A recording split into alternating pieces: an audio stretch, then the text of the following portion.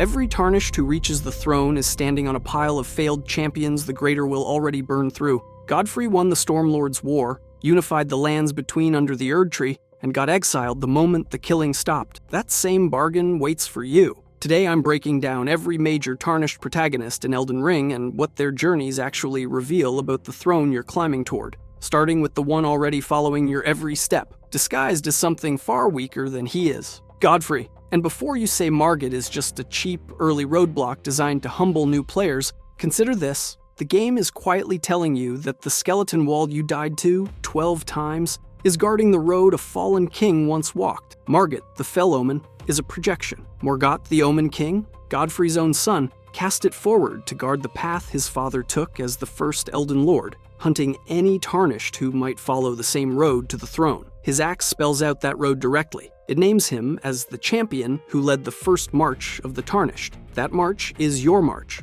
The path you take from Limgrave to Leyndell, he walked it first. Before any of that, he was Hoaralou, a warrior chieftain with a body count long before Marika ever noticed him. Marika chose him as her consort anyway, crowned him Elden Lord, and put a god's wife in his bed as the reward. He earned every inch of that throne with a sword. The Stormlord fell to him personally, and the other rival powers standing between the Erd Tree and total dominance went down the same way, war after war, until the Golden Order had no competition left standing in the lands between. Then came the Giants in the far north, and something in that campaign broke him. He lost his grace. He was stripped of the title of Elden Lord and exiled as a Tarnished, the exact same rank you started the game as, with the followers who'd bled beside him for years, marched out right alongside him. His son Godwyn dies later in the Night of the Black Knives, leading Marika to shatter the Elden Ring in her grief and topple the order his father spent a lifetime building. Godfrey was already gone from the story by then, thrown out years before his son's death, undid everything he'd bled for. Line up those facts, and one reading survives the pressure. Godfrey looks like a weapon built for war, and weapons get put back in the drawer once the fighting stops. He gave the Golden Order its unity, its borders, its wife-shaped seal of approval, and got a shattered crown and an exile's road for his trouble. That's the deal every Tarnished after him signs without reading the fine print. If the first great champion got discarded the moment his war ended, picture the one who made it further than anyone since, who actually sat down in front of the Elden Ring itself, close enough to touch it, and then turned around and walked away on purpose. Vike, you have stared at him for 100 hours without knowing his name. The armored figure seated before the Elden Ring on your title screen came nearer to the throne than any Tarnished on record, and the game never bothers to mention that until you meet him crawling through the dark as something else entirely. That something else is festering fingerprint Vike, an invader whose armor writhes with frenzied eye motifs, and the gap between the seated knight on your menu and the thing you fight in the dark is the whole point. Vike was a Roundtable Knight, one of the celebrated Tarnished who got closer to becoming Elden Lord than anyone before you. Godfrey was stripped of his grace, exiled once his campaigns ran dry. Vike needed nobody to drag him out. He simply turned around at the door. His fingerprint set marks him as the closest anyone came to that throne, and his spirit haunts the mountaintops of the Giants, sealed inside the Lord Contender's Evergale, a fight that tells you exactly what kind of knight he used to be. His armor and spear document a Roundtable Knight who stood closer to the crown than his peers. Whether Frenzy found him by accident or by choice is a question the game itself asks and refuses to answer. What's certain is that he walked away from a throne within reach and came out the other side wearing eyes instead of a face. His fall reads as one likely origin for the Lord of Frenzied Flame ending, the seat left open for whichever Tarnished accepts the flame and abandons every mending rune. Though the game never states that connection outright, his item descriptions gesture at a maiden dear to him, and the game raises the question without confirming when that devotion turned toward the flame. This next part is a reading of thin evidence, not a settled fact. Follow it anyway. A knight who came closer than anyone walks away from the crown around the same time his devotion to one person seems to collapse, and the only door he chooses afterward leads to annihilation. That is one shape a mind takes on the way to losing itself. It is also maybe the shape of a man deciding that if he could not save what he loved, nothing deserved saving, and the frenzied flame was simply the biggest hammer in the room. Godfrey got thrown out of a bargain he never stopped believing in. Vike looked at the same bargain, still warm, still close enough to touch, and spat on it. He got nearer to that throne than any tarnished the records mention, and decided the whole machine deserved to burn. Some champions refused the throne outright. Others never wanted the crown at all. They wanted the answer key, and one of them pursued every secret in the lands between he could get his hands on until he decided the person he had been guiding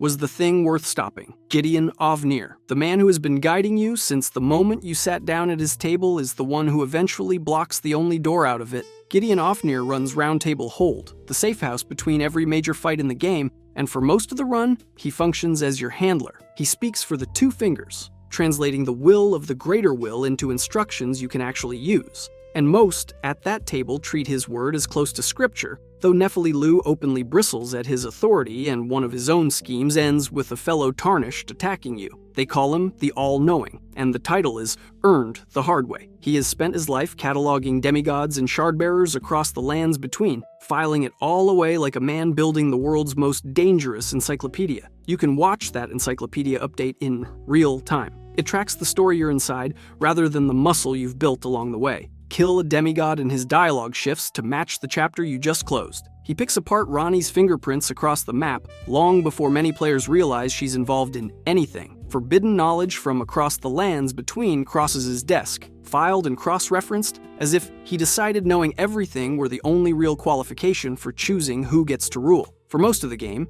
Gideon wants you on that throne. He cheers your progress, hands you leads, treats your climb like the most important project he's ever backed. Then, on the road to the Erdtree, he steps out from behind the table and fights you himself. And this is not some side quest tucked in a corner. On the majority of endings, that fight sits directly on the critical path, which makes him about as far from optional lore flavor as any character in the game. His reason seems to run deeper than a power grab. Gideon may have studied the fate of a man who had the crown in reach and was lost to the frenzied flame instead, and some readings suggest he pulled the harder conclusion out of it. If the throne broke someone who understood it, it breaks whoever sits in it next. Nothing in his dialogue confirms this chain directly. What he does say is blunt. None shall take the throne. An item text describes him shuddering in fear at the sight of Marika's own will. Whether that ruling is wisdom or cowardice is the argument the game leaves open. Read him one way, and he's the only honest man at the table, the one voice who did the reading and told you the truth nobody wanted.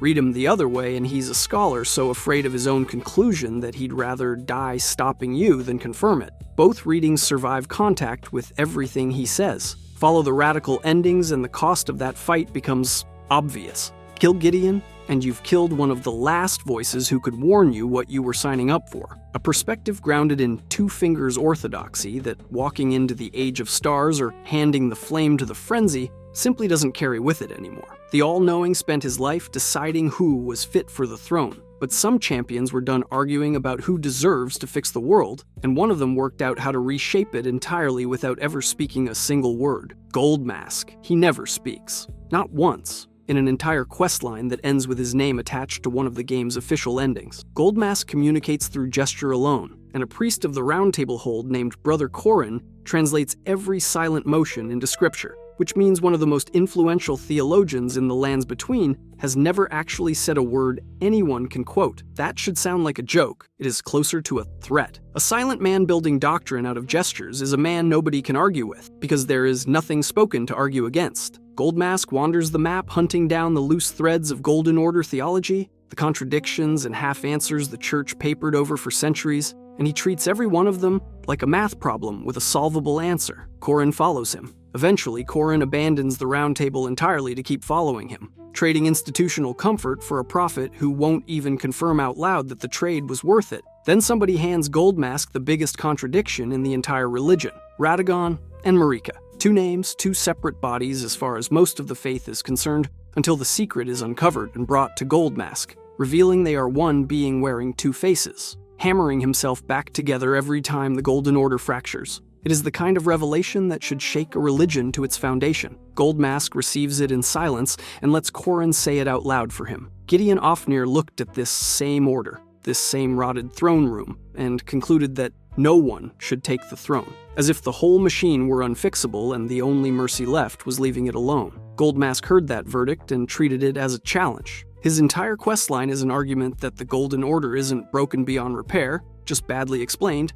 and if you're rigorous enough, patient enough, silent enough to strip out every hidden heresy, you can hand the lands between a version of order with no cracks left in it. Complete his quest and you enact that vision directly. The mending rune of perfect order doesn't overthrow the throne Godfrey once knelt for. It repairs it, polishes it, seals it shut. Perfect is doing a lot of work in that sentence. A logically flawless order is still an order, still a set of rules somebody enforces and somebody else obeys. And Goldmask's questline never asks who gets left outside of perfection with no more contradictions to hide behind. Nothing in his ending confirms cruelty as the goal. But a system engineered to have zero remaining flaws also has zero remaining room for the people who don't fit its geometry, and a prophet who never speaks was never going to be the one to notice. You find him at the end of his own arc, frozen on a cliffside below the Colosseum, body finally giving out, a tarnished consumed by the weight of the theology he spent himself building. His mouth stays shut, even in death. The idea outlives him anyway, waiting in the rune for whichever tarnished picks it up next. A silent prophet tried to perfect the order by cleaning up its contradictions. But another champion looked at that same order and reached the opposite conclusion, that the cruelty was the point, and the only mercy left was to hold the dying instead of fixing the living. Fia's embrace is one of the strangest transactions in the lands between. She pulls you in, holds you like a mother comforting a dying child, and the game quietly lowers your stats. Her baleful blessing runs on sacrifice, drawing warmth from everyone who has already died to spend on you. That is the entire mechanic. You get weaker so the dead get to matter one more time. The strangeness sharpens once you learn what she is actually working toward. Fia's whole quest orbits those who live in death, a population the Golden Order hunts and treats as abominations, kept moving and kept suffering because the Erd Tree refuses to let true death touch them. Figures like Lich Dragon Fortisax exist because of that refusal, undying in the worst possible sense, animated by a curse instead of a life. Fia spends her entire questline sitting with exactly the people the Order decided did not deserve an ending. That is the same perfection Goldmask spent an entire campaign trying to engineer, run through to its logical floor. He believed a rigorous enough mind could fix the Golden Order from the inside. Fia's questline shows you the cost that perfection was already charging. Death itself got outlawed, and the people it should have released instead rot in a state the law has no category for. One reading makes the cursed she cradles in deep-root depths the price of that system, a consequence functioning precisely as its logic demands. Her conversations with D, Hunter of the Dead, play out like two sides of the same argument. One man hunting the cursed, and one woman trying to give them dignity. Her final scene resolves it. She lies down beside Godwin's ruined, mutated body in deep-root depths, and stays there, a tarnished choosing comfort over conquest in a game built almost entirely around conquest. Hand her that rune, and she dies, peacefully, without a fight, having finished the only war she ever fought. In exchange, she gives you the mending rune of the Death Prince, the tool behind the Age of the Duskborn ending, an Elden Ring rewritten to let death back into cosmic law. Once you track what her quest actually costs her, the caregiver reading becomes hard to shake. She loses strength with every embrace, loses time sitting beside a corpse nearly everyone else has abandoned, and loses her own life the moment her work is finished. That is a caregiver's ledger, spent on people the Order already gave up on. Godfrey bled out his usefulness fighting wars for a crown that discarded him the moment the fighting stopped. Fia spends herself the same way, except her currency is comfort, and her payout is a place in the law for people the Order threw away. One champion answered that cruelty by holding the people it discarded. Another looked at a world that sorts the pure from the filth, and decided the fastest fix was to drag every living soul down to the bottom, and he was recruiting from inside a set of shackles. The loathsome dung-eater. The opening narration ranks him alongside the most infamous tarnished to chase the Elden Ring, and the honor goes to a guy whose entire brand is what he does to bodies after they stop moving. That's the joke the fandom can't stop making. He's chained beneath Lindell in the subterranean shunning grounds, and he still finds a way to slide red phantom messages into your game asking for help collecting seeds of defilement from specific corpses scattered across the map. You do it. Plenty of players do it. My guess. Morbid curiosity, mostly. By the end, you're holding the mending rune of the fell curse, stitched together from souls he personally desecrated. Use it, and you crown yourself Elden Lord of a world where curses and omen-like affliction blanket every living person. Sit with that ending for a second. It sits on the exact same menu as the noble ones, the ones where you restore order or usher in an age of stars. Same throne, same weight, same finality. His stated reasoning explains why it belongs there. He wants the curse of omen spread to everyone alive, until the affliction stops being a mark that singles anyone out and becomes the baseline condition of existing in the lands between. Erase the minority by erasing the majority's immunity. That's the actual argument, and it holds together with an uncomfortable amount of consistency for a man who leaves cursed remnants stuffed inside the bodies he violates. Here's the part that should bother you more than the corpses do. Faya sought to change the Golden Order itself, embedding the principle of life within death into its foundation, so that those who live in death would stop being persecuted for existing. The Dung Eater looked at that same problem and decided the fix was simpler. Burn the category entirely. If everyone carries the curse, nobody gets to point at anybody else and call them tainted. Equality through universal ruin, instead of equality through inclusion. His route reads like the Golden Order's hierarchy of purity taken to its logical, horrifying endpoint. Proof that a system built on sorting people into worthy and unworthy eventually manufactures someone willing to erase the sorting entirely. That's the trick nobody wants to say out loud. The Greater Will's whole design, worthy champions rising, unworthy ones discarded, produces heroes chasing grace. And it produces men like this one, built by the same rejection Fia suffered, arriving at the opposite solution. Every champion so far gambled for the shape of the entire world. One of them shared the name of the first Elden Lord and seemed to carry his legacy, yet aimed at something far smaller, a single stretch of coastline, and the people still trying to live on it, while the man who claimed to know everything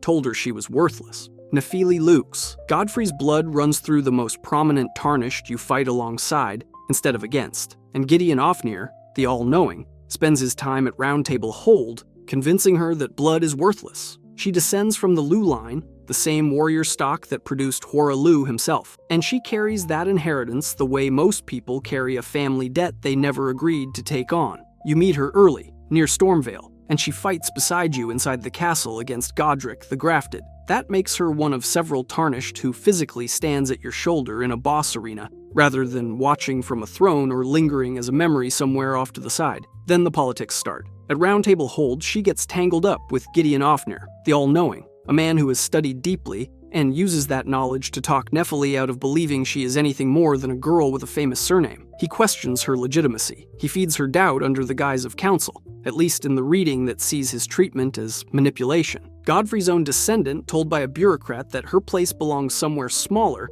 which is the kind of quiet cruelty that never shows up on a boss health bar. Nothing in her questline states outright why Gideon does this, but follow where his loyalty actually points. He answers to the two fingers, and one reading of his behavior sees him steering Tarnished toward becoming disposable tools for the Greater Will. On that reading, a confident heir to the first Elden Lord's bloodline becomes a variable he cannot script. Discouragement can read a lot less like protection, and a lot more like a man managing a threat to his own authority, one soft denial at a time. The game leaves his private motive unstated, while his treatment of her heritage gives that interpretation plenty to work with. Her path runs through Kenneth Haight and the slow rebuilding of Stormvale's shattered territory, one rescued soldier and one restored outpost at a time. Push it through, and Nephili ends up ruling that stretch of Limgrave herself, installed as its leader instead of erased by it. The spirit of the Stormhawk King returns to her along the way, and she names her intention plainly: lead with the strength of the Lu line, while avoiding the appetite that made Hora Lu impossible to satisfy. Compare that to what her bloodline usually earns. Godfrey knelt for a golden order that expelled him the second his usefulness ran out. Nephili inherits that same violent lineage and turns it into rebuilt roads and fed soldiers, a government where his story ended in a grave. Gideon, meanwhile, keeps climbing toward the Erd Tree with all his knowledge, while Nephili turns patience into policy. Some Tarnished inherit a legacy. One of them handed a legacy out, taught you how to hold your weapon and how to sharpen it, then spent the rest of the game aiming that exact lesson at everything the Erd Tree was built to protect. Knight Bernahal, the man who taught you to fight, is the same man you eventually have to kill with everything he taught you. That is the whole arc, and it happens in two rooms. The first room is the War Master's shack, where Knight Bernal hands out ashes of war like a coach running drills, showing Tarnished how to reshape a weapon's entire moveset. Countless builds in this game trace straight back to that shack. Whatever your character does best, there is a real chance Bernal is the one who put it in your hands. The second room is crumbling Farum Azula, a crumbling ruin at the edge of everything, where he invades you as recusant Bernal of Volcano Manor. He throws ashes of war at you in a full spread, mixing weapons and techniques with the same fluency he once used to teach you. This is a final exam written by the professor who designed the syllabus, and now wants you to fail it. Between those two rooms, Bernal's loyalty flips completely. Volcano Manor runs on a creed of blasphemy against the Golden Order, hunting other tarnished at the direction of Rykard, Lord of Blasphemy. Bernal signs on fully, abandoning whatever faith he once held for a philosophy where sin and strength get worn openly instead of hidden. Fans argue about whether that makes him a killer for hire or a revolutionary who finally said the quiet part out loud. Nothing in the text settles it either way, and honestly, that ambiguity is the point, because the mechanics underneath the argument are what matter. Bernal's power carries zero built-in allegiance. It serves blasphemy now that Volcano Manor pays for it,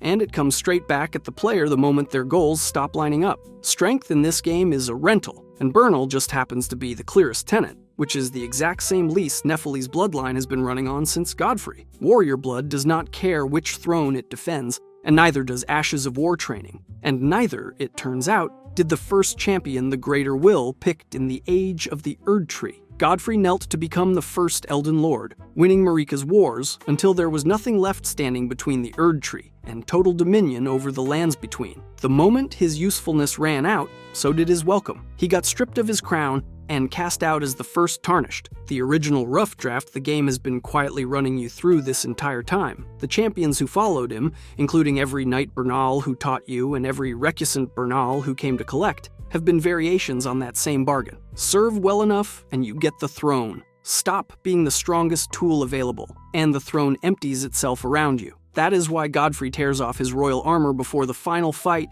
and meets you bare-handed as Huaralu. He is showing you the machine itself, stripped down to the one part that ever mattered, a chair anyone can sit in, for exactly as long as the Greater Will has nobody better. You are only climbing into it because he got out of the way first. If you enjoyed this video and want to see more, click the video on the screen now.